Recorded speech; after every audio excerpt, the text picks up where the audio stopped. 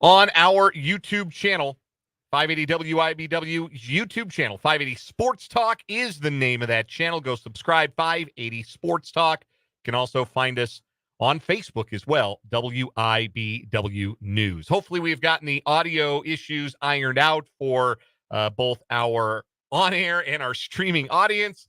We thank you for being patient with us. These Royals games sometimes throw us a little bit out of whack. And then we are not just coming to you following Royals baseball. We are short today because of Royals baseball. Game 2 of the doubleheader in Cleveland between the Royals and the Guardians coming up tonight. First pitch, 5:40. Pre-game coverage right at 5 o'clock. So we are with you from now until 5 o'clock. It is an abbreviated version today of 580 Sports Talk, and we thank you for being with us. I'm Dan Lucero. Brendan Wrzynski is here. Spencer Dupuis will be along in just a little bit. The Power Trio intact for this Monday edition of the show. And because we don't have a long show, we're going to go flying right into it. Lots of Royals baseball to talk about. Again, you just heard it right here on 580 WIBW. Royals 4, Guardians 3, highway robbery for the Royals to steal game 1 of today's doubleheader. They only got 4 innings out of Cole Reagans, and they were not good innings. But the bullpen coming in behind Reagans for 5 innings of 1-run ball, a 3-run homer by MJ Melendez, and a go-ahead 8th-inning home run by Bobby Witt Jr. providing all the offense. And the Royals move into sole possession of second place in the American League Central, and within 2 games of Cleveland for first place. They also go 5 games clear of Boston for a playoff spot in the American League. So lots of Royals stuff to get to. We'll react to today's game, what we saw. We'll also talk about what we've seen largely from the Royals over the weekend, because the weekend was not pleasant. After an exciting Friday night win, the Royals got smacked around Saturday and Sunday, and they have a problem, and it's a very obvious problem. It's not like the world's biggest problem, but it is a problem, and it was partially addressed today with some roster moves, but we're going to talk about why it's a problem that the front end of the Royals bullpen, your 7th and 8th guys in the bullpen, have been so unreliable. We'll get there a little bit later on in the show. Also got some Chiefs news to talk about today. JuJu Smith-Schuster is back in Kansas City. Suffice it to say, we didn't see that coming. That was a fairly startling thing to read this morning. Man, when I saw a couple weeks ago, whenever he got cut by the Patriots, last week, 2 weeks ago, whatever, yes, I saw some Chiefs fans saying, oh, man, would love to have JuJu back. And I immediately said, absolutely freaking not. Right. His knee is roast beef. No, we do all not did. do this. We all did. We all said, yeah, no chance. Absolutely not. Don't even think about it. He's cooked. He's cooked like Thanksgiving turkey. No chance. Spit in my face. Yes, they make us look absolutely terrible. And they signed JuJu Smith-Schuster. What does it mean? Why would they do this? What is Brett Veach cooking? I have some ideas. One of them is not a pleasant thought, frankly. But another thought that I had might be that maybe there's a trade in the works that the Chiefs might be making before the roster cut down date tomorrow.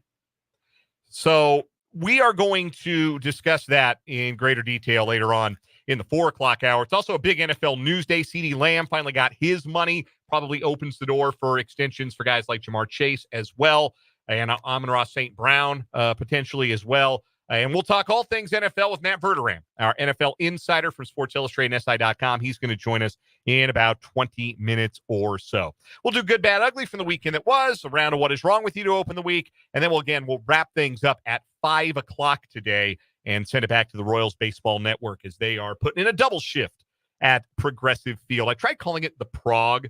Remember when it was Jacobs Field? It used to be the Jake. I tried calling it the Prague, and it doesn't really work. Are they playing Rush?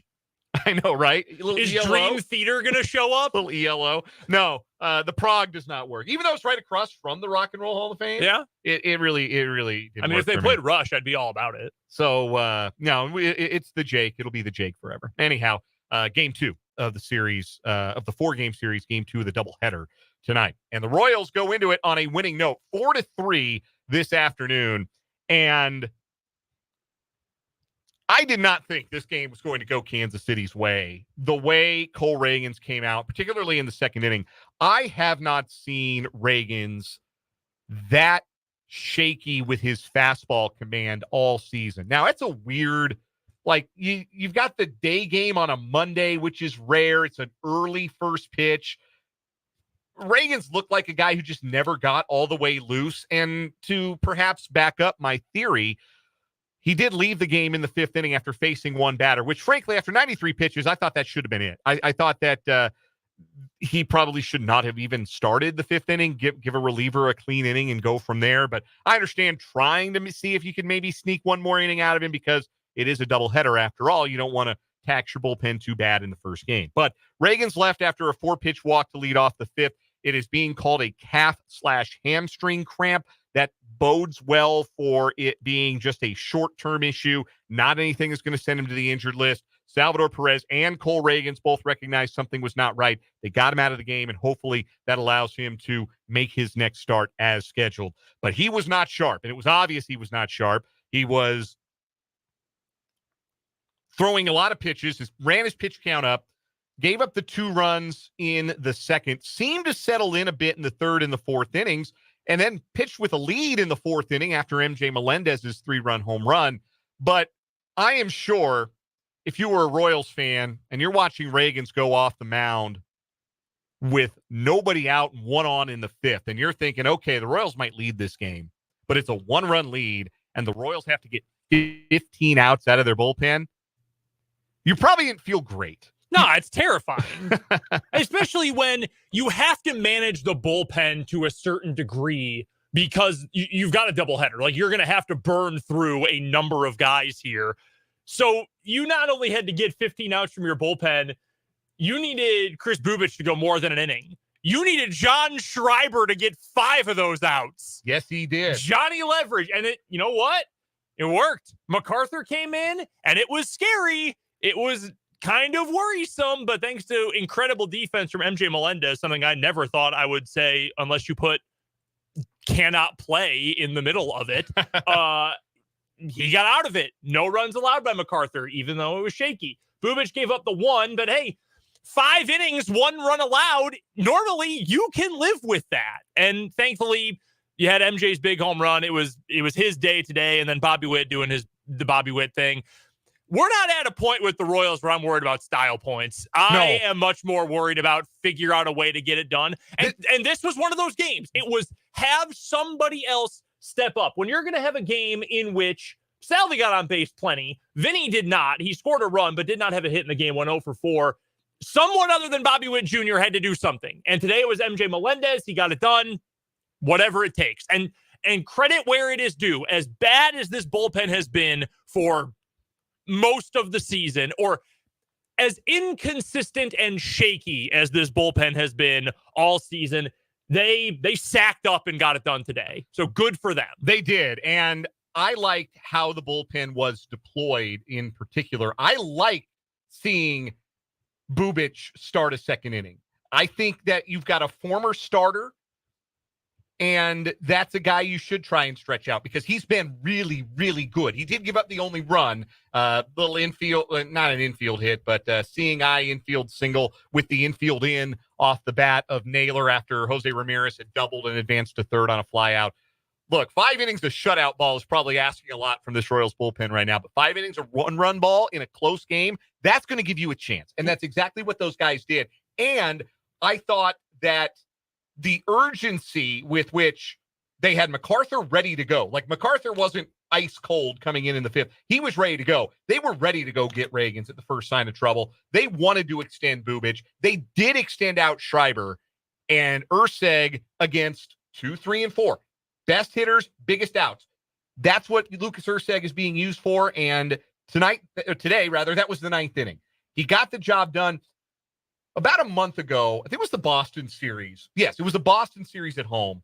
We sat here and we talked about, and Trenton Craxner, our beloved summer intern, and I had this conversation about stretching out or the bullpen or managing the bullpen more aggressively, I guess was the broad stroke point that we were trying to make. That Alex Cora in that particular series was aggressive managing the bullpen, and Matt Quatraro was not. And we criticized Matt Quatraro for that. I think he's learned. Because I think what you saw in that first game was Matt Quatraro not worrying about tonight, managing to win a game, managing with urgency, managing like it was a playoff game. And he was rewarded by his bullpen being able to piece together the 5 innings of 1-run ball and picking up the victory. I thought that was a really good managerial job by Matt Quatraro handling the bullpen the way he did today. Felt like a really good job of playing to guys' strengths out of the bullpen and knowing Chris Bubich is a former starter who can give you multiple innings or at least an inning plus. Playing into that. Lucas Erceg, use him when you have the highest leverage outs. That ended up being the 9th inning save situation. You used him then. For as much criticism as I think he deserved a few weeks or over the last few weeks in terms of trying to get the feel right, this felt like an excellently done game. Like, I know what I have available. I know what the situation is, and being able to use that past experience to inform the decisions now, I thought it was a really good game for Quatraro overall. Reagan's pointed to the bullpen, or to the dugout, excuse me. He knew he didn't have it. He needed to come out of the game. Salvi knew too. And like you said, the dugout knew as well. They knew to have somebody at least thinking about being ready. There have been times this season where I think Quatraro has tried to overextend his starter, tried to get him through the 5th or get him through the 6th instead of just saying, you know what, it's not his best day today. Let's just go ahead and see if we can't have the bullpen handle 3 extra outs. You understand it from the perspective that the bullpen hasn't been great this year, but at the same time, overextending starters has caused some losses here in the second half of the season. Happened to Reagans against the Cubs. It's happened to Lugo now a couple of times. I felt like they overextended him, and it was costly in that Philadelphia game on Sunday. Didn't do that with Reagans today. They were ready to go get him, and I kind of think they would have gotten him even after the walk, regardless of what happened there. MacArthur comes in, does the job, puts up the 0. He's throwing the ball a lot better lately. Bubich and Schreiber tag team the 6th through the 8th. They combine to get those 9 outs, only allowing 1 run. And then Lucas Erceg slams the door shut in the 9th. We'll get the Bard. Haven't heard from the Bard in a bit. The Bard was inspired today by the afternoon win for the Royals. So we go to the Bard in the YouTube live chat. MJ with the go-ahead tank. Bob with a game-winning crank. The pen came in clutch. Schreiber wasn't touched. And Erceg put it in the bank. Yes, he did. Still an ERA of 0 as a Royal. Bobby Witt Jr. is out there cranking it. Yep, he sure did. Don't usually want to do that with a bunch of people around. That makes you Reese McGuire. But in this instance, it was a good decision. Reese McGuire in a parking lot somewhere fuming. Hopefully that's all he's doing. Anyway, we'll have more to say about this Royals game. In particular, MJ Melendez. Second half MJ, folks. It was a thing last year. Starting to look like it might be a thing this year. And just in time for the Royals, who lost Hunter Renfroe to the injured list over the weekend. They need some production from the corner outfield. And MJ Melendez, slowly but surely, is starting to give it to him. We'll talk about that and the bullpen issues that plagued the Royals in their series loss to the Phillies a little bit later on in the show today. Right now, we're going to take our first break. We'll come back, give you the good, the bad, the ugly from the sports weekend that was. And later this hour, we'll talk to Matt Verderame, our NFL insider. Thanks for being with us on this abbreviated version of 580 Sports Talk from the Kansas Drive to Zero studio. We're back after this on 580 WIBW.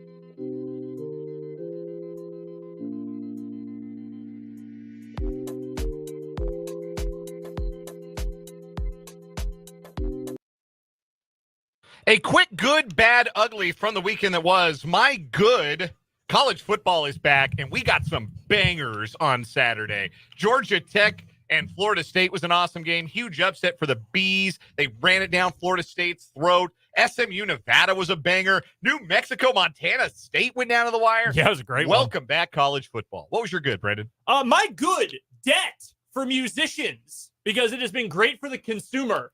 The Oasis boys are broke. And you know how I know that? They're getting back together. Now There's no way that Liam and Noel were ever going to play together unless they were dirt poor. And they are broke. I'll believe it when I see it. And they are allegedly going to perform at Glastonbury. It's like Bruno Mars. He's in debt to the MGM casinos, so he keeps making new music to repay them. Big weekend for debt. Spencer, what's your good? Got out to the food truck fest at Gage Park. Did not know how big and wide Gage Park was and the amount of things inside Gage Park. Yeah. So that was cool. Gage You have a Park? good time? Yeah. Hell Awesome. yeah. Glad you were able to go. My bad for the weekend. I was told Florida State had the best defensive line maybe in the country. They got bullied by the Ramblin' Wreck on Saturday. And what was it during game day? 4 first-round picks? And somebody was on Florida State minus 10.5. Whoopsie doodle. Yeah, that plays into my bad for the weekend. My Saturday actually kind of sucked. I had a headache all day. My lawnmower broke again, and I went 0 for 3 betting on college football. Oh, dear. Yeah, not great. Bad, Spencer? Yeah, the Royals gave up 11 runs in each of the final 2 games of the series to the Phillies. Yeah, that was going to be my ugly. Watching Chris Stratton and Will Smith pitch. I hope I don't have to keep doing that for much longer. Anybody else have an ugly? My ugly is this weather. Too hot for you? Yes, especially when the AC's on the fritz in a certain building that we all are sitting in. Little Midwestern humidity for you. Yeah. That's good, bad, ugly. We're going to take a break. We're going to come back and talk to Matt Verderame, our NFL insider, on the Fleming Place Wine and Spirits hotline. After this, here on 580 Sports Talk.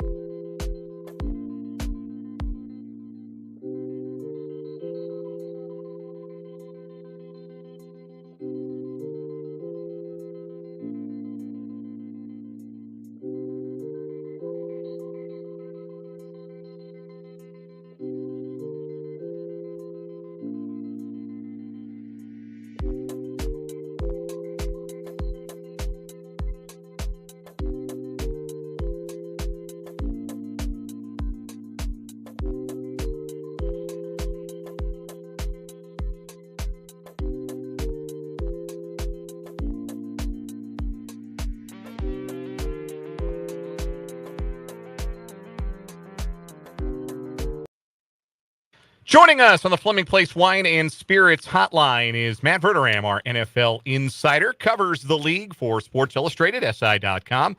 Also, That Football Show on the KC Sports Network and the Matt Verderame Show, his very own Patreon. Subscribe today. Become an insider and become a ball knower because Matt knows ball. He joins us as he does every Monday at this time here on 580 Sports Talk. Matt, JuJu Smith-Schuster is going to be a Kansas City Chief again. Why do you think the Chiefs decided to bring him back? Well, I was actually speaking only a team source this morning about it. And I think the thought is essentially he's experienced, he raises the floor, he knows the system, and he was very emphatic about coming back to Kansas City. I think that was a big part of it. Matt Nagy, Andy Reid, Patrick Mahomes, all big fans. And for JuJu, my understanding is he really wanted to get back to Kansas City. So all those factors coming together, look, he's not going to go there and be the number one receiver like he was 2 years ago. Everybody knows this. He is not going to jump Hollywood Brown or Rashee Rice or Xavier Worthy on the depth chart. But, is he going to maybe be wide receiver 4? Can he compete with Justin Watson? Yeah, he can probably do that if he's healthy and the knees hold up. So if you're the Chiefs, there's no downside. And if he can give you anything at all as a depth receiver, that's great. What is his upside in the role that might suit him best with this Chiefs team? Because he's much more of a Rashee Rice type of wide receiver than he is a Hollywood Brown type of wide receiver. Like, he's not going to beat anybody deep, but he can work the underneath. He can work kind of the greasy areas of the field. That's where he really excelled 2 years ago for the Chiefs. Does he still have that in him? And is that how the Chiefs, you think, will maybe best get use out of him, is have him work the underneath areas in a limited number of snaps? Yeah, I think it's going to be a lot of intermediate stuff, some short stuff.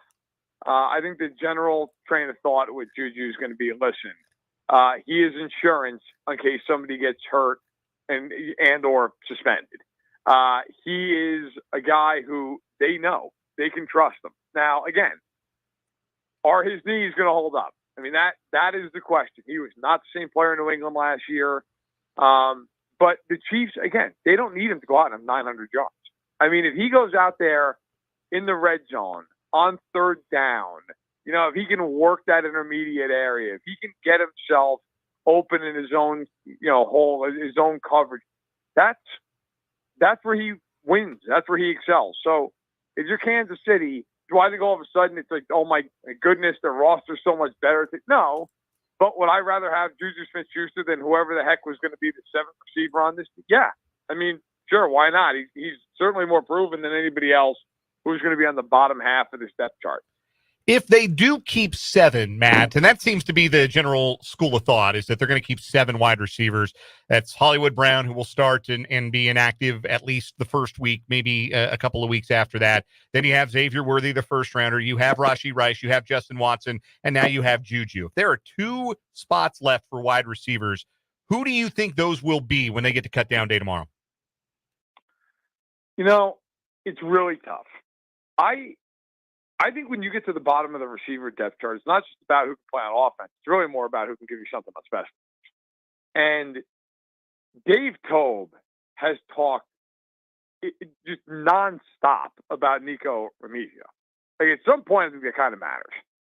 I do not think Kadarius Toney's making the team. I just don't see it. I don't think Justin Ross is going to make the team. He's not going to help you on special teams. So if Ross isn't making it, and Tony isn't making it, I think you get down to 3 guys. You get down to Moore, you get down to Hardman, and you get down to Remigio. I would personally keep McCole Hardman over Sky Moore. I just think he offers you more. But at the same point, they got an extra year of team control. Like, I think that's in some ways the battle. Those 3 guys, which 2 do they keep? I think it's going to be 2 out of those 3. And I think a lot of it comes down to how much they feel like those guys contribute when Dave Tobe's units are on the field. Matt Verderame is our guest. He covers the National Football League for Sports Illustrated and SI.com. He's the host of the Matt Verderame Show on Patreon, and he's the host of That Football Show at the KC Sports Network. He joins us every Monday at this time as we take a trip around the NFL on the Fleming Place Wine and Spirits hotline. Some other wide receiver news around the NFL today, Matt. CeeDee Lamb broke the bank. He got a market resetting contract from the Dallas Cowboys. I'm not going to ask you if it was worth it because it absolutely is. Here's my question. Why did this end up taking so long? We've talked about the Cowboys' goofy offseason throughout the summer months, Matt, but like now that it's done, now that we know how much he's making, why in the world did it take so long to get this very obvious deal done? Well, the jokes are all there, right? I mean, the Cowboys haven't gone to the Super Bowl in 30 years, and they've had an extremely weird offseason. I think there's a real legitimate question to be asked about whether Jerry Jones should be running that team at this point. Like, I really think at some point here, like, does Stephen Jones, does he sit him down and just go, hey, look, Dad, like, I'm taking over. I say that not because Jerry's not, like, capable of doing it. I think he's physically and mentally capable of it. But there have been a lot of things in the recent years in Dallas where you just look at it and go, that's not how a championship team operates. Like, it's not how you win in the NFL. They could have gotten CeeDee Lamb a year ago for $30 million a year. Easily. And now they're paying him $34 million a year. And, Dak Prescott. What if Dak Prescott goes out and is great this year, right? Like he finished second in the MVP voting a year ago. What if he goes out and they win a playoff game this season? And maybe they lose in the divisional round, but it's not his fault. He plays really well. Well, then if Dallas wants him back, Dallas is going to be paying him $60+ million a year to come back, which is insane when you factor in they probably could have kept him for 80% of that if they had just been proactive. I do think at some point the Jerry show is a problem in Dallas. Jerry loves Jerry. And I think he likes the headlines and he likes the attention and he likes the back and forth. And I mean, what other owner in the league does an interview with the press after every game? Like, I am never going to be the guy in the media who doesn't want access to these people. So fine, he's great for my bit. But if you're a Cowboys fan, you can't tell me that based on the last, let's say, 5 years, you really think that Jerry Jones is full steam ahead for a championship. It just doesn't seem to be jiving with everything that's gone on down.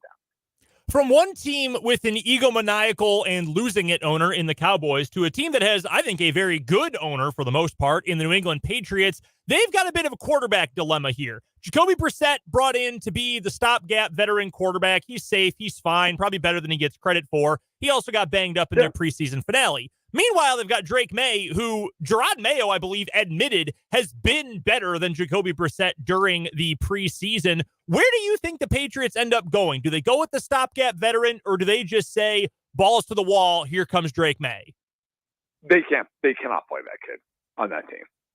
I'm sorry. I don't care if they go 1-16 with Brissett, and he's terrible. I don't care. And I actually agree with you. I think he's better than he gets credit for. It doesn't matter. They can't block. They have no receivers. They have a defensive-minded first-year head coach who, listen, not saying he can't win. D'Amico Ryans came in, did it last year. I get it. But that team, if you ask me right now, who is most likely to have the number 1 overall pick next year, it's them or Carolina.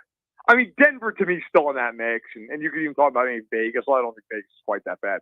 But New England is atrocious. New England is a disaster for a rookie quarterback.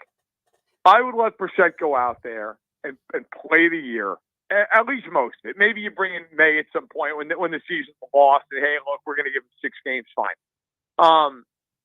There is no point. And you hear the argument about, well, he's on a rookie contract. What, are they winning the Super Bowl this year? Who cares? You got to just, to me, let this play out. Let that kid get 1 million free reps in practice, and then play him the last month and a half of the year. And if he throws 1 million picks, it doesn't matter. You're not playing for anything. Everybody knows it's for development.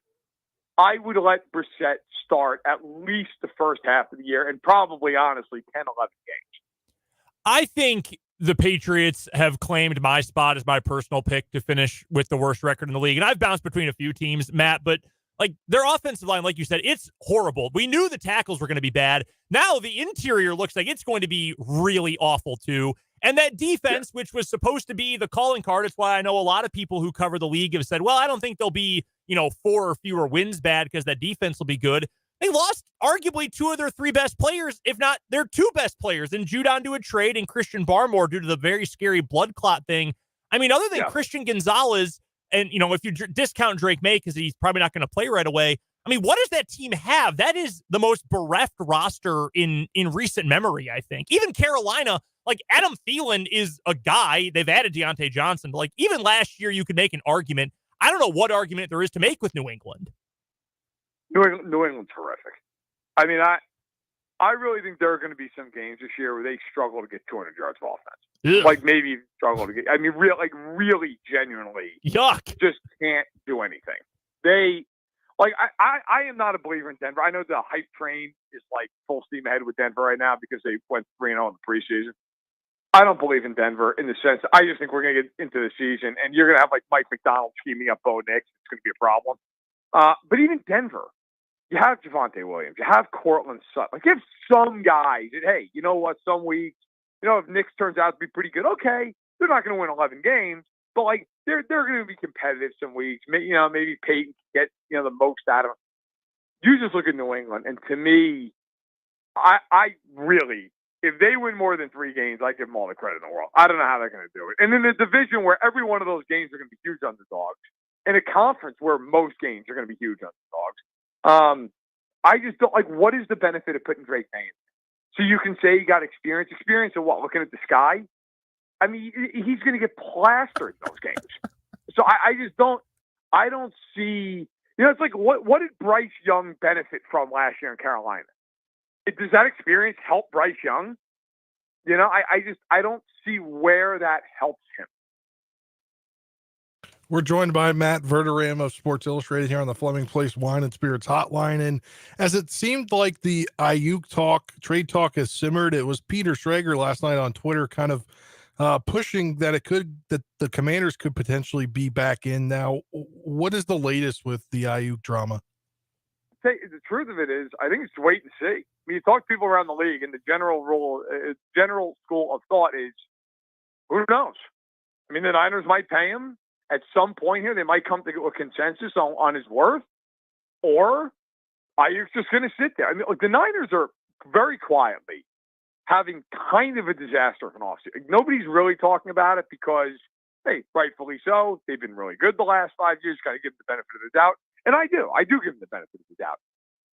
We're to a point now where Trent Williams has basically been like, look, you're either going to restructure my contract or I'm not showing up. And to be fair to him, he's got a history of sticking by his guns with this stuff. Like, I would not be surprised if we are well into the year and he's still sitting there. Because you go back and look, when he was in Washington, he missed half the year doing it. And he's not getting any younger. Like, he wants to get paid now. He wants to get paid more money now. Fine. They adjusted McCaffrey's contract. I understand why Williams feels that way. Ayuk. If I'm Brandon Ayuk, am I willing to sit out a handful of games? Yeah, probably. Probably am. Pearsall, their rookie receiver, who I loved it, the Senior Bowl. I thought he was fantastic. I wrote about him. He's dealing with a shoulder injury. He's basically been injured throughout the summer. That is a team that, like, there's a lot going on. Hafunga's coming off an injury. Greenlaw's coming off that freakish injury late, in the Super Bowl in February. They don't have a whole lot of room for error. Like, they're going to have to really play well right out of the gate. They play the Jets on the Monday night to start the year in San Francisco. Like, it's going to be a challenge for the Niners here. They have a lot going on, and none of it's really positive. And quick receiver question. The Commanders sent off Jahan Dotson to the Eagles last week. Martavis Bryant showed out last night. Do you think he's got a chance to make their roster and come back since he hasn't played in the NFL since, 2019? I mean, it's unlikely, but it's possible. By the way, the Dotson thing, like, I get it on one hand. Say, well, he's 500 yards basically each of his first 2 years. Who has he played with? I mean, I would have been horrified to trade Dotson to Howie Roseman. That seems like the kind of thing we all look back on and go, oh, LOL, Roseman got another guy and he's got 1,100 yards. Now, look, he's probably not going to get the target share in Philadelphia. But, look, if you're Washington, I also understand, like, you're getting picks, you're cleaning house, new GM, new coach, like that's the way this stuff goes. So I get it. I get it for both sides. But look, if you're the Commanders, I just don't know the upside of Martavis Bryant. Like, what are you really getting long term there? But maybe they look at it and say, you know what, he could be a jolt for us. God knows he's fresh. Do you go that route? Maybe. I'd say it's unlikely, but it's possible. One last question for Matt Verderame of Sports Illustrated, our NFL insider, joining us here on the Fleming Place Wine and Spirits Hotline on this Monday edition of 580 Sports Talk. Bill Barnwell of ESPN suggested that there might be a possibility that the Chiefs might be able to trade Sky Moore. It has seemed like Moore has had a comfortable spot on their 53-man roster. He didn't play in the last preseason game, which is usually an indication that you're going to make the team. But possibility that maybe now with the JuJu Smith-Schuster edition, I think it might be more possible. Do you think that there might be a taker out there, somebody who sees an opportunity for Sky Moore where that might have come and gone in Kansas City? Or do you think that that is not as realistic and that if the Chiefs are just going to let him go, somebody's going to pick him up if he gets cut? I have all the respect in the world for Bill. If the Chiefs can get a 7th-round pick for Sky Moore, they should take it and they shouldn't think twice. I mean, and that's nothing against Sky Moore. Look, I think Sky Moore, to his credit, has always been a professional. He's always come in and worked hard. He's been a consummate pro. You've never had to hear anything about him off the field. Like, there aren't any red flags in that regard. The problem is just he has not been at all productive. And his rookie year, you understood it because he's behind a million guys and fine. Last year, he was expected to be a guy. He was really expected, along with Kadarius Toney, to step up. He was a disaster. I mean, along with Tony, he was a net negative on that team. If the Chiefs can get a pick of any sort for Sky Moore, I'm taking that deal, and I'm thankful as all get out that I got that offer. Matt Verderame joins us every Monday on 580 Sports Talk. He is our NFL insider. Catch him on Sports Illustrated. The website's si.com. You can find him on Twitter at Matt Verderame. See what other work he's churning out, and it's all great. You should consume all of it. We appreciate Matt joining us on another Monday afternoon. Matt, we'll talk to you next week. Week 1 of the NFL. We'll break it down with you next week. Sounds good. Take care, guys. That is Matt Verderame. Before we get to our break here for the top of the hour, want to tell you about the Prairie Band Sportsbook's Survivor Pool, where you can win up to $25,000. It is a free-to-enter promotion where you pick a winner each week. It's an NFL Survivor Pool, and if you survive the field, you win $5,000. If you go 20-0, you win $25,000. Sign up now through September 5th. You got to get in before the first game, week 1, to play. prairieband.com/promotion/survivor to learn more. And it's free. Yes. There is no excuse not to sign up. It's free. Go play. Final hour, 580 Sports Talk coming up after this from the Kansas Drive to Zero studio.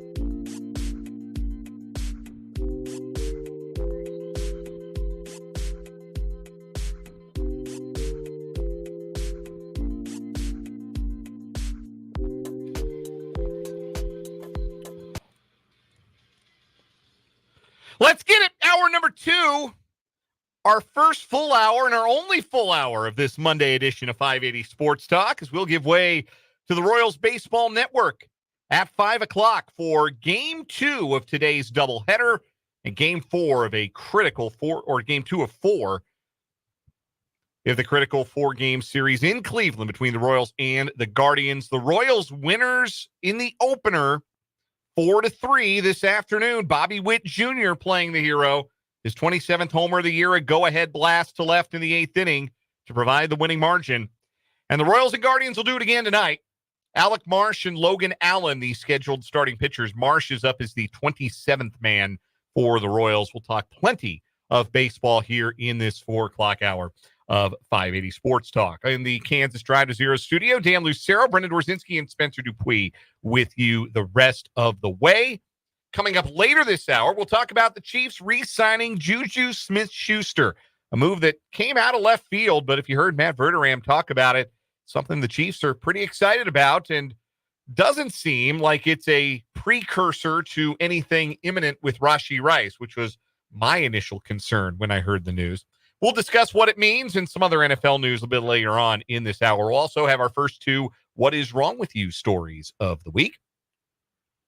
You're invited and encouraged to be part of the show as you listen along on 580 WIBW, FM 104.9, online at 580WIBW.com, and on video in our Facebook page, WIBW News, and on our YouTube channel, 580 Sports Talk. We're up to 622 subscribers last I checked.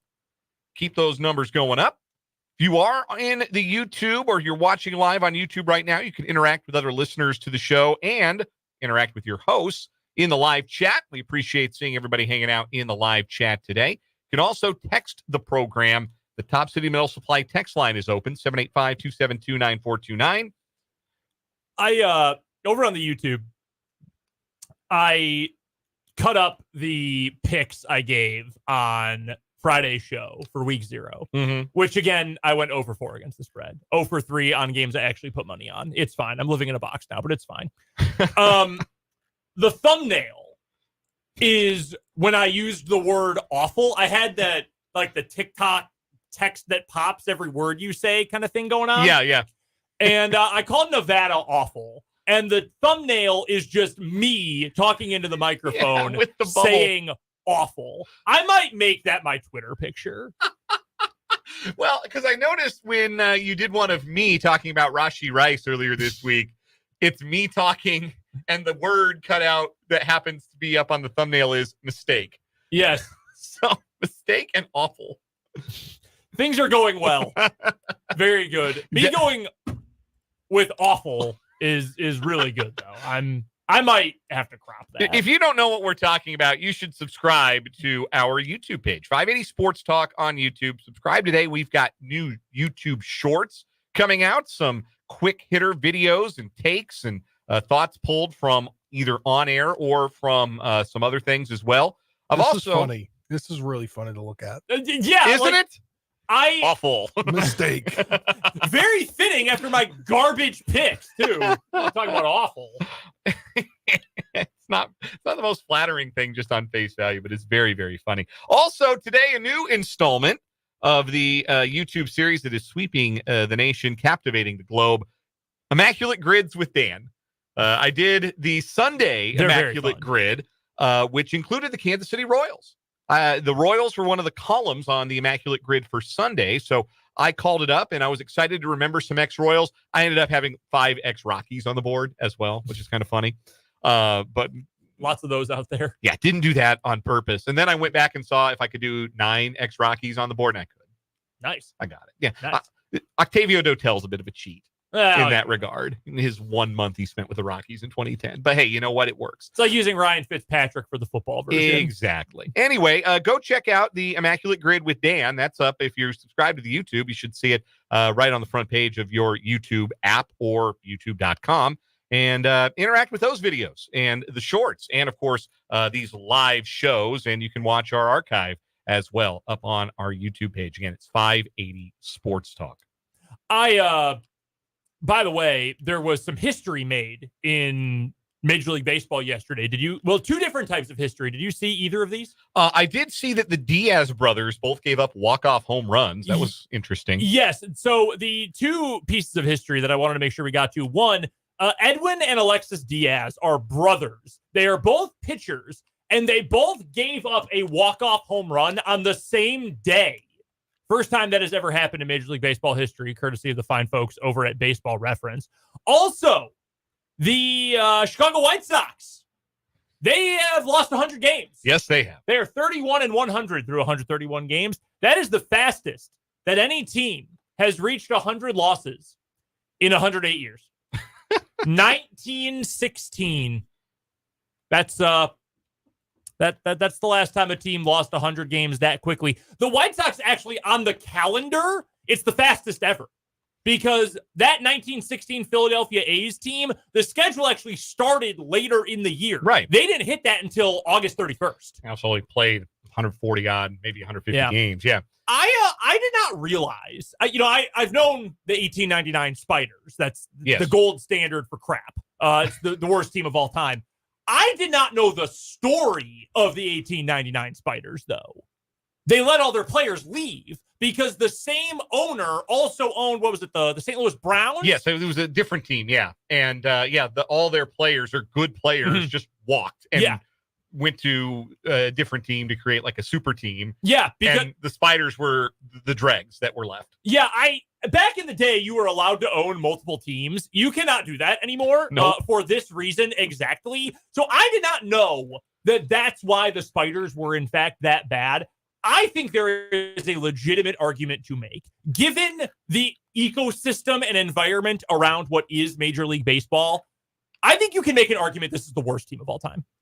This is not an expansion team. This is not a team that had an owner that owned two properties and moved all of his players to one super team. This is a team with one single owner. They have been in existence for over 100 years.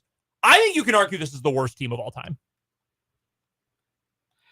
Yeah, man. Like they are 31-100. They are wretched. Utterly and completely wretched. Now, they might not go 1-40 in their last 41 games like the Spiders did. No, but that's they're going to be hard. damn close. 120 losses is definitely in play. To avoid that ignominious distinction, because nobody has lost 120 since the 62 Mets. That's the last time a team has lost that many games. They've got 31 games to go. They would have to go 12-19 to avoid losing 120 games. They will not. What about the White Sox suggests they could win 12 games in a 31-game stretch? Nothing. Absolutely nothing. They will not be able to do that. I am certain of it. They are miserable. Though that Spiders team, though, it is hilarious. Like multiple dudes had 0 wins or had 1 win and like 10 plus losses. Somebody went 1-20. They won their first game of the year, then lost the next 20. It's very funny. There was also baseball history made today when Danny Jansen appeared in the resumption of the suspended game between the Red Sox and the Blue Jays. We talked about this on Friday's show. Jansen on June 26th was a member of the Toronto Blue Jays. He is now a member of the Boston Red Sox. So when he entered the game to catch for the Red Sox, while his place at bat for the Blue Jays was up, he became the first player in Major League Baseball history to appear for both teams in the same game. To bring that all the way around to the Royals, the Blue Jays won the resumption of the suspended game. So now the Royals' cushion for a playoff spot is 5.5 games after Boston lost and the Royals won earlier today 4-3. Royals have a 5.5 game lead over the Red Sox for a playoff spot. Right now they lead Minnesota by a half a game for second place and the second wild card spot, second place in the Central and the second wild card spot. And they are just 2 games behind Cleveland entering tonight's game 2 of the doubleheader. The Twins are in action later tonight. They start a series with the Atlanta Braves. The Red Sox and Blue Jays play their regularly scheduled game later on as well. So this could be a really, really good standings day for the boys in blue. You want to talk about the good thing that's happening right now for the Royals, or do you want to quickly get to the bad thing that happened for the Royals over the weekend? Bad. I want you to let me down before building me back up. That's fine. We'll do that. We'll get to you'll take your medicine first, and then we'll give you the spoonful of sugar afterwards. The Royals lost 2 out of 3 to Philadelphia over the weekend. Good win on Friday night, comprehensive win. Yep. Saturday and Sunday got ugly. like turn off the game before it's done and go do work in the garage kind of ugly. Look, we had this discussion last week on the show. No team has 26 good players. Every team's got guys who aren't as good as their best players.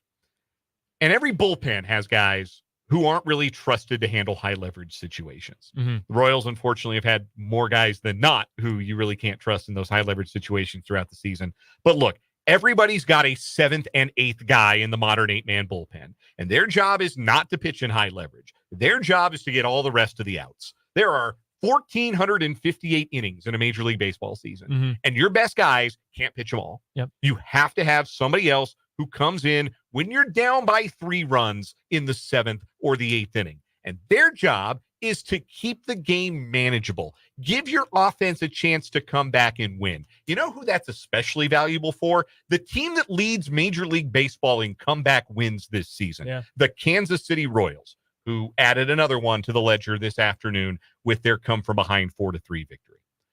But when they can't do that job, when your 7th and 8th guys not only can't keep the game manageable, but can't keep it even close, that functionally end the competitive portion of the game to the point where Garrett Hampson is throwing 55-mile-an-hour puff balls in the 9th inning on Sunday, if I may quote the poet and philosopher Rex Hudler, you got to go. And it is time for Chris Stratton and Will Smith to go. If they cannot perform even the bare minimum job of keep a game where you're on the losing end close, give you a chance, stay within even grand slam distance going into the 9th inning, then what are they doing on the Major League roster? Now, one of those concerns was alleviated a bit earlier today. In case you missed it, Will Smith has been placed on the 15-day injured list. He's got back spasms. Carlos Hernandez has been called up to replace him. Angel Zerpa got optioned down today. And look, I don't have a problem with that in the sense that he hasn't been used in high leverage for a while, hasn't really been good for the last month and a half. They called up Daniel Lynch, which I found to be interesting because he's been pitching as a starter, but there's no room in the rotation right now. I don't know if they plan to use him in long relief. Maybe he's the Stratton role. Maybe I really don't understand why it would be like for like that, other than Zerpa has an option. Yeah. But I still trust Angel Zerpa to get a 0 before I trust Chris Stratton to do that right now. Absolutely. What are the Royals waiting for? Why is he still on the roster? He's not serving any real purpose. Like, the idea behind a guy like Stratton is, well, he's a veteran guy who can work multiple innings. He can get you more than 3 outs. Can he get any outs right now? Like, don't tell me, well, he can get 3+ outs. Get somebody out. Get a human out. No, that's my question is I understand that you can't have your best guys pitch all the time, and nobody has a bullpen of 8 tremendous arms. You don't. You have to have those guys, and a lot of times it is a veteran because you don't necessarily want your young guys who you're trying to develop to be in that mop-up role. In some cases, like if the Rule 5 pick, like if what was his name? The Rule 5 guy that started the year with them.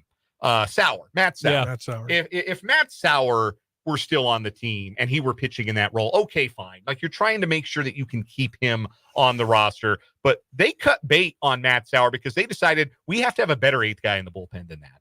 They don't. Chris Stratton's carrying an ERA over 5. Will Smith is up over 6.5. You can't pitch these guys in games you want to have a chance to win. No. Like, if you're down 7, it doesn't matter. When you're down 11-3 in the 9th inning, put Garrett Hampson in. That's fine. But when it's 6-3, 7-3, when you're within reach, when you're a rally away, a grand slam away from a brand new ball game, you can't put in guys who can't put up a 0. And right now, Chris Stratton and Will Smith can't put up a 0. Now, Smith isn't going to be a problem for at least the next 15 days. Maybe he's been pitching hurt, and that's why he's gone so far in the wrong direction after actually being pretty good for the better part of the season, again, in that kind of mop-up role. But Chris Stratton has been miserable for an extended stretch. He has given up 2 or more runs in 3 of his last 4 appearances, and his ERA for the month of August is 8.31. Jeez. With a blown save in there. Like, he can't pitch. You can't pitch him right now. I don't understand. I don't get it either. I'm with you. And look, I don't think Carlos Hernandez is is any great shakes, but I would rather try and see what that might look like than, because I know what it looks like for Chris Stratton, and it's not pretty. No. If he or James MacArthur, or no, excuse me, Will Smith, not James MacArthur. Mhm. James MacArthur's gone back to my good side after a little beginning May, June kind of. He was really good today. He Yeah, came that's in, what I'm saying. yeah. He's really turned around. I think James MacArthur has, but Will Smith and Chris Stratton next year do not need to be on this roster. No, I mean, they don't need to be on it now, honestly. Like, yeah. I get why they are. Right. I get it. And I get that it's hard to find a better option right this second. But, man, I wish they had a better option right this second. Makes you wish they had Walter Pennington still around. Which is not fair because Hunter Harvey's been hurt. That's not his fault. But. So 9 of MacArthur's last 10 appearances have been scoreless.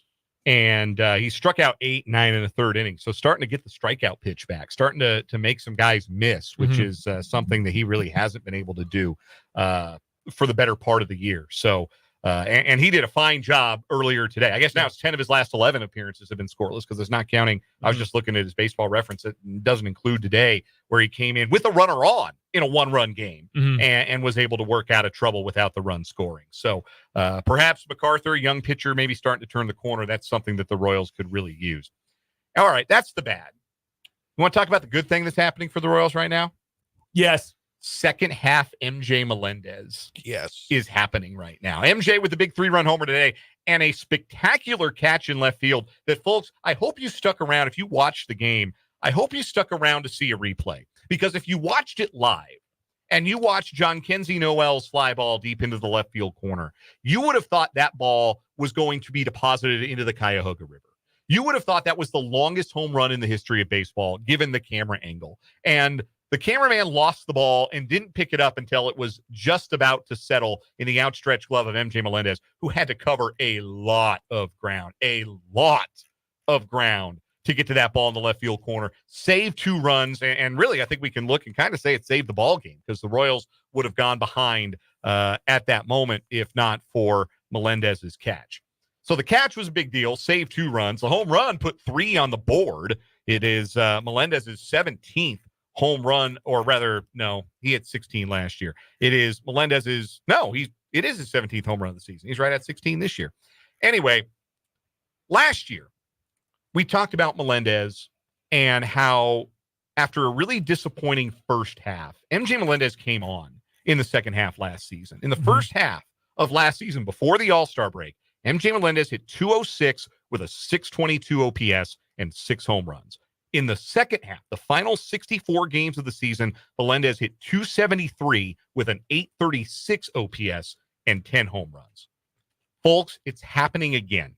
Before the All-Star break, Melendez was hitting 196 with a 652 OPS and 11 home runs. This year, since the All-Star break, including today's game, it's a 264 batting average and an 872 OPS, including a 569 slugging percentage. And with Hunter Renfroe, who's been really good since April, even though he was in a funk there for a couple of weeks, with Hunter Renfroe on the injured list for the next few days with a hamstring injury, the Royals need some pop, and they need that lineup lengthening power after Pasquantino and Perez at the 3-4 spot.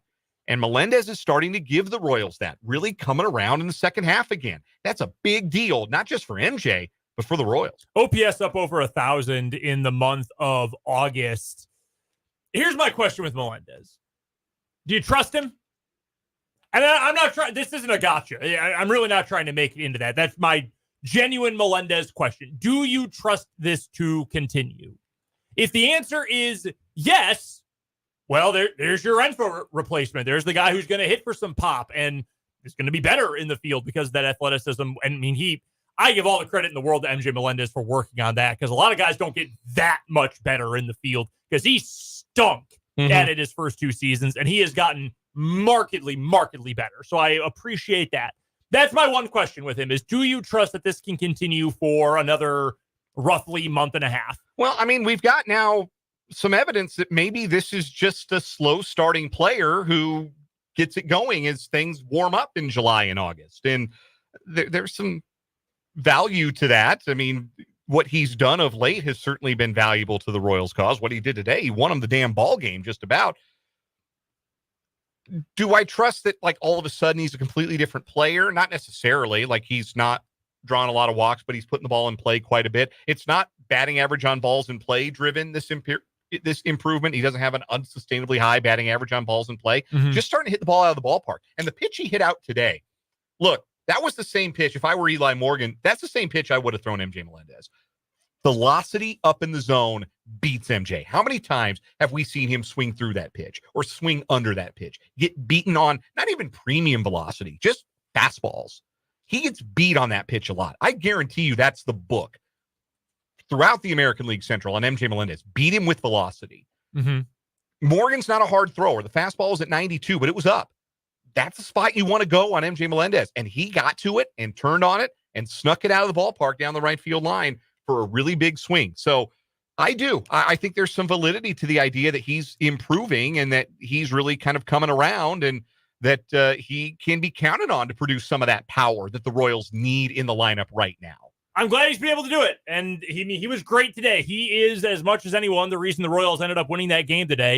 I mean, they had 2 run-scoring hits. It was his home run and Bobby Witt's home run. And I appreciate it. And they need someone. Renfroe started slowly, and then he became one of the most reliable bats in this lineup. I hope MJ can be that guy.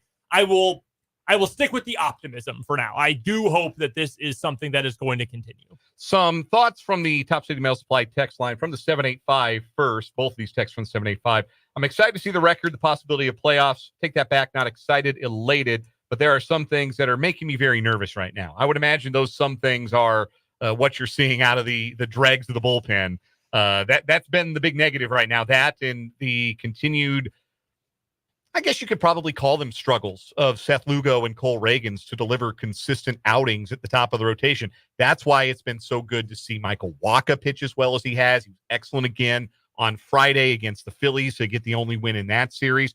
We're going to see Alec Marsh. That's what the other text is about from the 785. Alec Marsh has been good at AAA. Why not him in the bullpen? You're going to see him in a starting role in the second game of this doubleheader. They have kept him in a starting role at AAA Omaha. I think for now, while the AAA season is going on at least, I think there's value in keeping him stretched out just in case, like we saw with Reagan today having to leave due to injury. Like if that had been something that necessitated an IL stint, you need somebody who's been starting games to be able to plug in and stay in the rotation. Like you need guys who are stretched out that you can trust. Right now, Alec Marsh is starter number 6.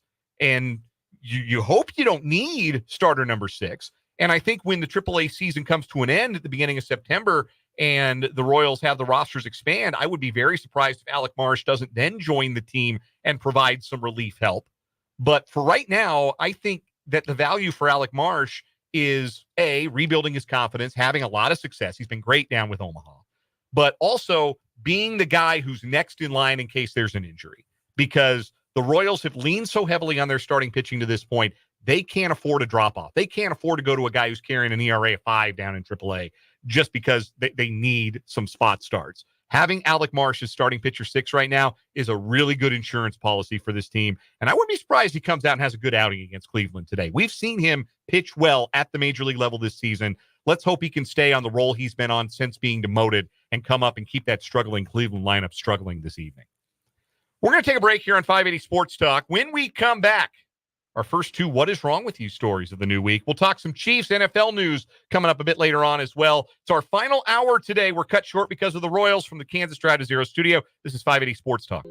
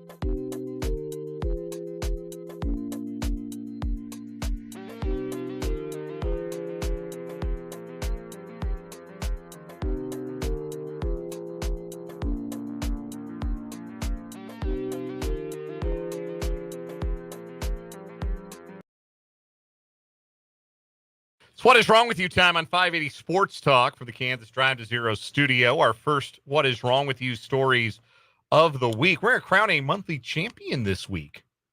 We're going to have our semifinals on Thursday and our championship on Friday's show. So I totally forgot the month was already ending. Yeah, we are. This month went by quickly.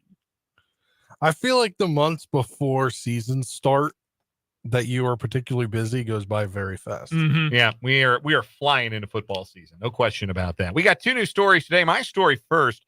We're going to Ohio, where a man was charged after leaving his children unattended for an extended period of time so he could ride roller coasters at Cedar Point.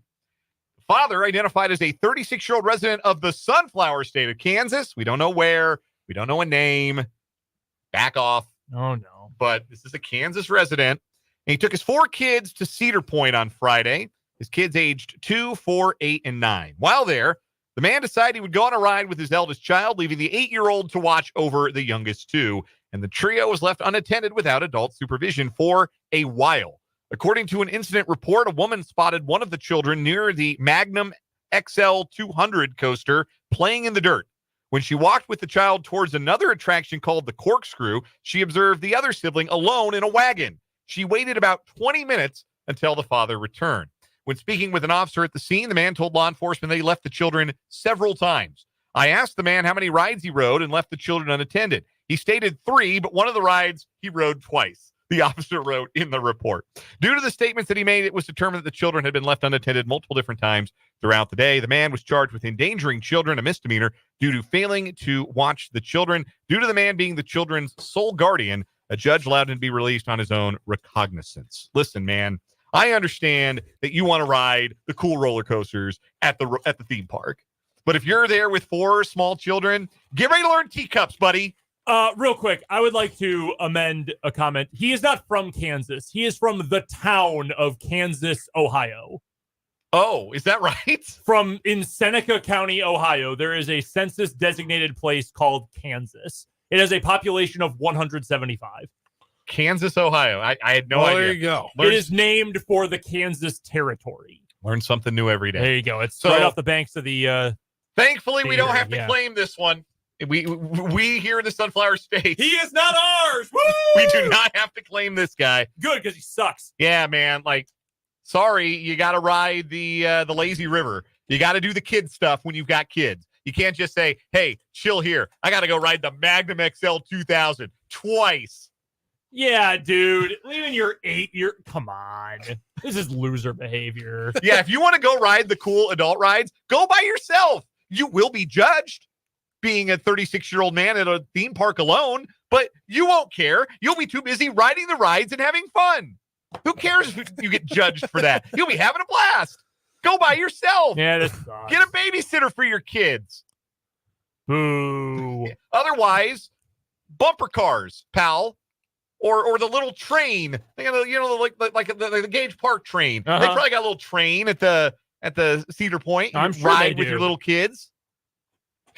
Just loser behavior. All right, Spencer, your story. Yeah, we're going to go to the great state of Florida. A Florida man has accepted a plea deal after his joyride in a stolen emergency vehicle was cut short when he crashed it and led police on a multi-day search.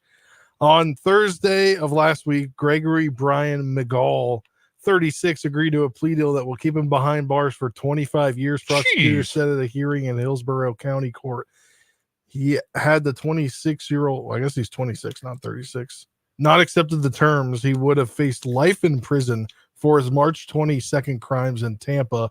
According to the the Florida Highway Patrol emergency personnel driving in American Medical Response Chevy Tahoe were called to a crash March 22nd at about 2 a.m. Authorities said the driver, identified later as McGall, was driving a stolen pickup truck and had crashed it on the interstate. During the investigation, McCall allegedly jumped into the MR vehicle and took off.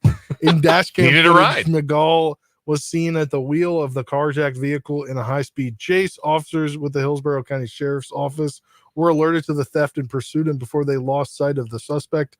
During his reckless drive, McGall broke a laptop by folding it backwards and then throwing it out the window. The joyride ended abruptly when he crashed into a grassy fenced field. authorities said. The FHP said McCall ran off after the crash and authorities found the vehicle. A search for the carjacker continued until the Hillsborough County Sheriff deputy spotted McCall March 26th in a silver Nissan Altima. Authorities said the car was driven by Jerry Skidmore, who had active warrants as well. Police stopped the vehicle at a gas station, went inside to arrest McCall and Skidmore, and authorities said the pair of fugitives attempted to leave but were promptly stopped. We'll stop the story there. He was arrested and charged with criminal mischief, aggravated assault, grand theft of a motor vehicle, and carjacking. Perfect. Perfect coda to the 25 years, man. They're not messing around in Florida. No, clearly not. This guy is wild, though. He wasn't wearing a shirt. He needed a ride, so he stole one. Well, he was already in a stolen car, too. So then he just stole another car. Huh. Feels like an episode of 911. Yeah, it does. Swipe one of the AMR vehicles. Where is he? He stole another car. Just driving all around LA. Two good stories today. These are both really good. Yeah. I'm gonna go with the dad, though. He just sucks so much. Yeah. You signed up for this, buddy. 3 times, in fact, you signed up for this. You hang with the kids. Get a sitter. Get a family member to watch them. Yeah, like, no shame in your game. There might be people who look at you with side eye. Our guy Vance in the YouTube says, you damn straight I'll go to a park by myself to ride roller coasters. You know what? Yeah. You might have some people say, what's this guy doing here riding the roller coasters? Your response is, I'm having the time of my damn life. That's what I'm doing. I'm enjoying the roller coasters. So no shame in the game, but you got to get a babysitter, man. You can't just leave them in a wagon playing in the dirt. Go play somewhere. I'm busy. You don't get to do that when you're dad in charge of 4 kids under the age of 9. Terrible. Roller coaster dad is our winner on What Is Wrong With You. We'll take a break. When we come back, the Chiefs signed JuJu Smith-Schuster. Were you as surprised as we were? Because we were pretty darn surprised. We'll talk about it next from the Kansas Drive to Zero studio here on 580 Sports Talk.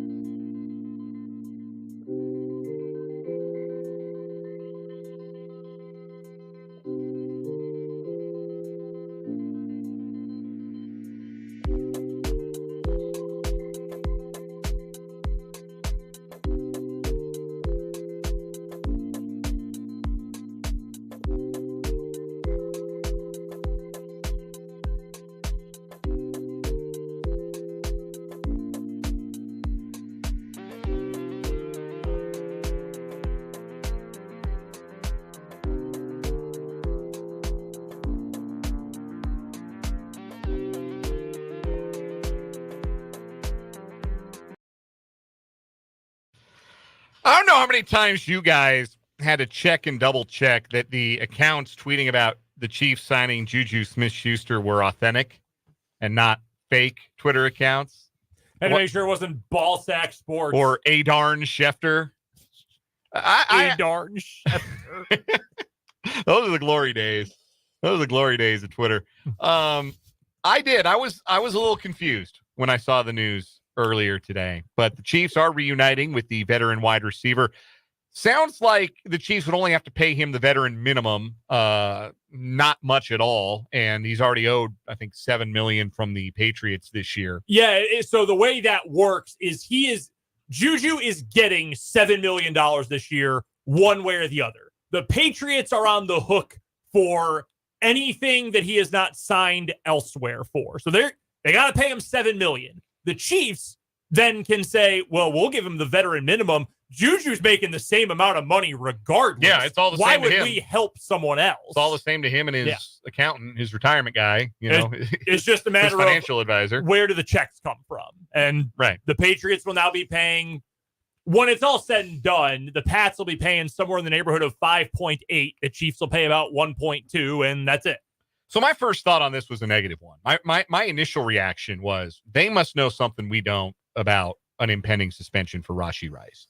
Because if you're going to sign JuJu Smith-Schuster late stage, we're much closer to the end of JuJu's career than the beginning. If you're going to sign late stage, maybe cooked JuJu Smith-Schuster, you're doing it because his skill set is more like Rashee Rice's than any of the other receivers on your roster. Because JuJu's not giving you what Hollywood Brown gives you. So it's not a Hollywood Brown replacement. No. Certainly not giving you what Xavier Worthy gives you in terms of speed. But working the underneath areas, being a yards after catch guy, making some of the tough catches between the hashes, that's a little more JuJu's speed. That's something he can still do. That's something he did reliably for this team back in 2022 when he was their leading wide receiver in terms of yards. Of course, Kelsey led the team in receiving yards that year. And so that was my first thought was, are they expecting the hammer to come down on Rashee Rice sooner? Because we had always all kind of assumed that, maybe that's not happening. Maybe that's going to be a while. Until a punishment is handed down for Rice. But more I thought about it, and we talked to Matt Verderame about it, and Spencer, you were on top of this right away. Yeah. Like, you look at him and say, well, he can do the underneath stuff, but outside of Rashee Rice, they don't have anybody better than him who can do those things or more trusted than him, which I think is the bigger deal. Well, yeah, my whole thing was they saw what he did for them in 2022 on that 1-year deal, and he went out and got paid. I think that, haven't covered this team long enough to realize that, but I mean, even Brett Veach said that after Hollywood signed, they're like, we're going to have him a 1 year here and he can go sign somewhere else for a lot of money next year if he has that kind of deal. Well, that happened, right? But that deal didn't come out. I still think JuJu Smith-Schuster has a better potential for you than Sky Moore does as the back end of your receiving core.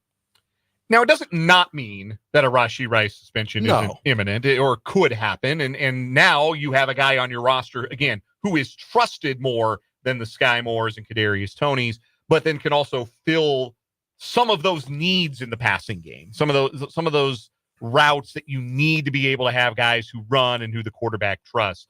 A couple of comments from the YouTube live chat. Trevor says they might be preparing for worst case scenario in case Rice is suspended and Marquise Hollywood Brown is injured. David checking in on Facebook, watching us from Texas today. Welcome, David.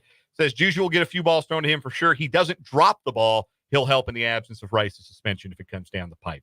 Again, this is all about trust. And that's what Matt Verderame, Brendan, was telling us when we talked to him in the 3:00 hour, that the Chiefs were excited about bringing him back. JuJu was excited about going back to Kansas City. Yeah. There's mutual affection there. And the ability to, even if it's only on 15 to 20 snaps a game, do you feel like he could do more with those 15 to 20 snaps or Sky Moore? And I think even this diminished version of JuJu Smith-Schuster, the answer is still probably him, if for no other reason than the rapport with Mahomes that these other receivers have never been able to build.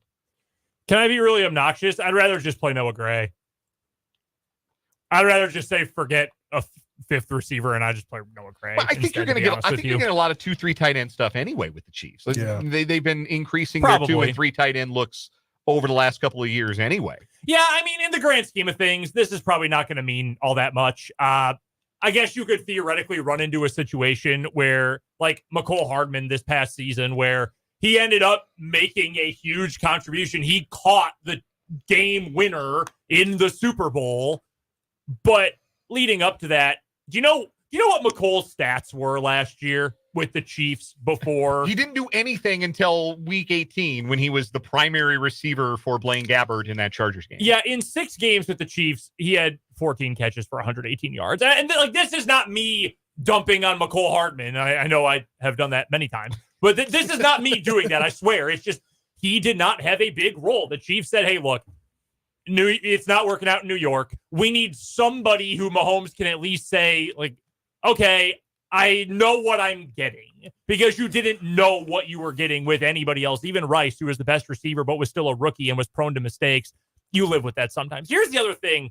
And so that's what JuJu could be, that, hey, look, and even if he's banged up, and seriously, like, I've eaten corned beef sandwiches that look like his knee at this point.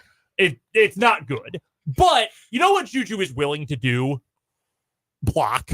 Mm-hmm. He's willing to do the dirty stuff. Yes. Which is valuable. Yes. Because you know who's probably not Justin Ross? You know who's probably not Nico Remigio? You know who's probably not McCole Hardman? Kadarius Toney. If Kadarius Toney tried to block someone, he would turn into a puddle. You know who was willing to do some of that dirty work was Marquez Valdez-Scantling, which is why he continued to find a role for the Chiefs even after he fell out of favor with Chiefs fans everywhere. But you're like, 6'3", would he throw a block? Absolutely. Your 6'3" wide receiver who runs a 4.5 probably shouldn't be a 6th offensive lineman, but hey, it is what it is. So that's what JuJu is going to give you. He's a good locker room guy. That's fine. Here's the other thing he's going to give you.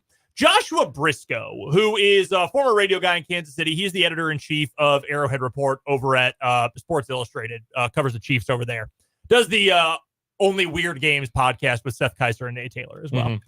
He posted a video a little bit ago of the Chiefs in the Chiefs' second-team receivers against the Bears in the 3rd preseason game. Andy Reid had to burn a timeout in the second quarter, a minute into the second quarter. Do you know why Andy Reid had to burn a timeout? Because McCole Hardman and Justin Ross had absolutely no idea what they were doing. They just kept zigzagging back and forth on the offensive line saying, am I here? No, are you here? Then Ross ran across the formation and Reid just says, forget it, timeout. You know who's going to know where they're supposed to line up? JuJu. So if nothing else, you can do that with him. Reliable and trustworthy targets. The Chiefs had very few of those last year. Now it feels like they've got 5 guys at the top of their wide receiver depth chart that Patrick Mahomes believes when he throws them the football, they're going to catch it. He's not going to be an idiot on the field. And I'm not saying that Ross or Hardman are idiots, but they do things on the field that can be idiotic. JuJu's not going to do that. And if that's all you're getting as wide receiver 5 or 6, fine. Cut down day is tomorrow. Chiefs got out ahead of it with a few cuts today. Miles Battle, quarterback Ian Book, cornerback Echo Boydo, and that's tough news for the Lawrence product and K-State Wildcat. I'm assuming they'd like to bring him back on the practice squad. Same thing with Phillip Brooks. Maybe the same thing with wide receiver Phillip Brooks. Defensive end Owen Carney, defensive tackle Alex Gubner, cornerback Kelvin Joseph, who had a good camp. He did not make the team. He was cut today. Guard Griffin McDowell, long snapper Randon Plattner, another former K-Stater. He was just there as James Winchester Insurance. Winchester's going to be fine for week 1. Wide receiver Kyle Sheets, tight end Jorquarius Spivey. No! And guard Nick Torres were also cut today. Real quick, before we take a break, want to remind you of the Prairie Band Sportsbook's free NFL Survivor Pool. Enter today before September 5th, before the season opener. Pick a winner every week. It's an NFL Survivor Pool. You could win up to $25,000. It doesn't cost you a dime to enter. Go to prairieband.com/promotion/survivor and enter today. Final word next on this truncated edition of 580 Sports Talk.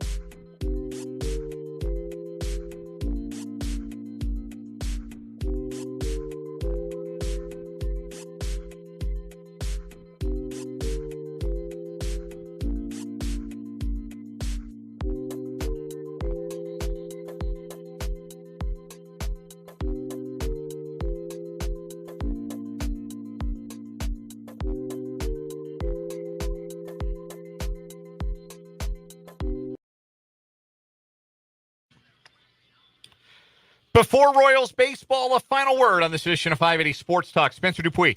Yes. My girlfriend asked me what we were doing for dinner, what I want to do for dinner. And I said, I don't know. I just got to be done by 5:45 because I have a date with the Nationals as Dylan Cruz makes his debut. I wish I could have bet money. Spencer mentioning Dylan Cruz was minus 10,000 on the Vegas odds today. Brendan, your final word. Wouldn't have got much of a payout. All my bets sucked this weekend. That was very bad, but it was so good to have meaningful college football back on TV. And we are now just a few days away from Washburn, from KU, a couple more from K-State. It is finally here. I missed it so much.